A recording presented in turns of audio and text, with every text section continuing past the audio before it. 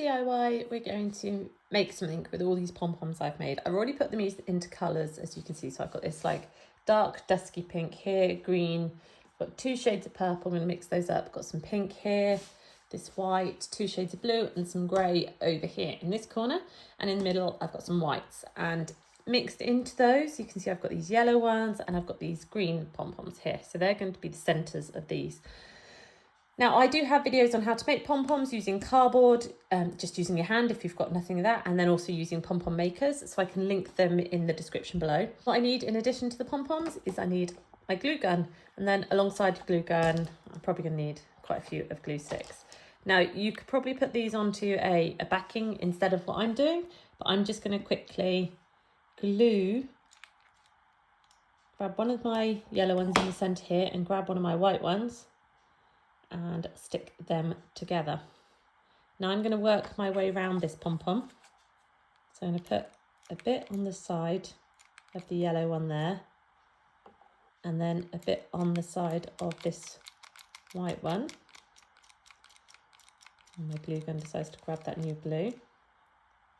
There we go. And then I'm going to grab another one of these white ones and make sure it fixes onto both bits and hold that in place. So I'm going to squish it and hold it for a minute. There we go. And then I'm going to do that again, moving round. Oh, my glue has got stuck on the base. Okay, pulled out a couple of those things, but that's okay. We've got plenty of those. And then grab my glue gun again, bit onto the yellow one, and a bit onto the white, just so I can fix it from both sides. Grab my white pom-pom, squish it in to both the bit on the white and the yellow. Hold it in place.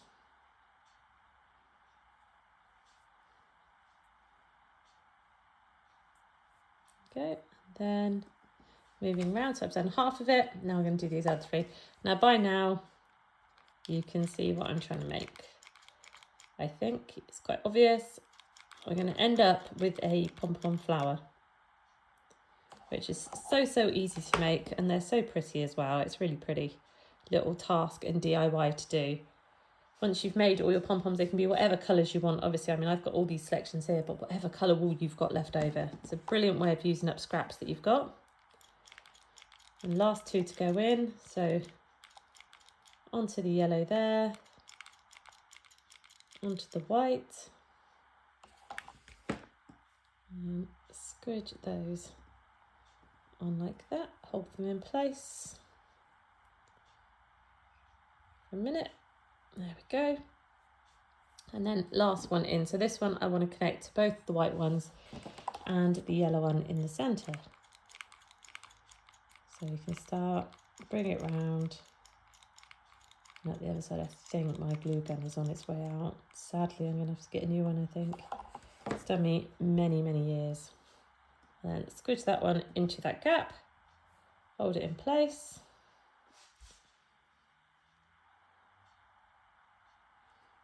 Make sure it dries.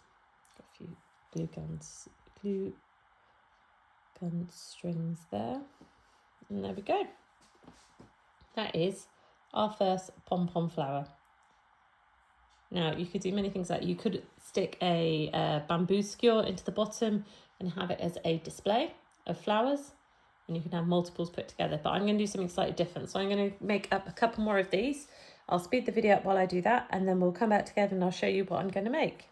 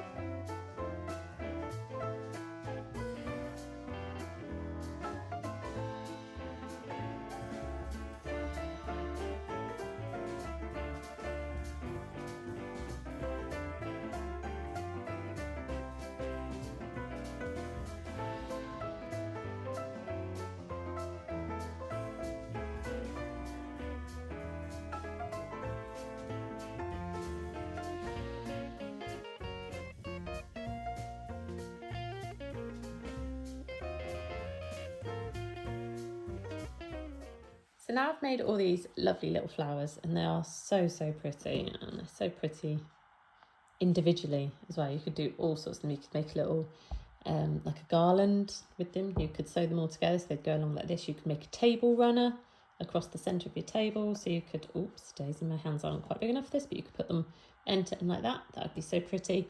Again, like a floral display with a bamboo skewer in the bottom that you could wrap with green or paint green. That could be the stalk for your flowers. But what I'm going to do here is I'm going to make a little mat for my daughter to have in her room, and I'm going to glue them in like that. And it's going to be a tiny little mat, and it's going to be at the bottom of her stairs of her bed, so when she comes down, something squidgy to put her feet onto.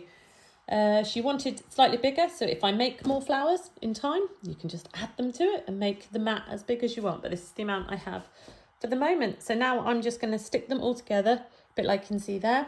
It's like a honeycomb pattern. Stick them in, and that'll be the mat to go. Then I've got to work out how I'm going to back it. I'm not quite sure yet. I've got some non-stick stuff that I use for my pans over in the cupboard to stop them rubbing when you stack them in. I'm not sure if I have enough for that, so we'll see. But let's get to this first.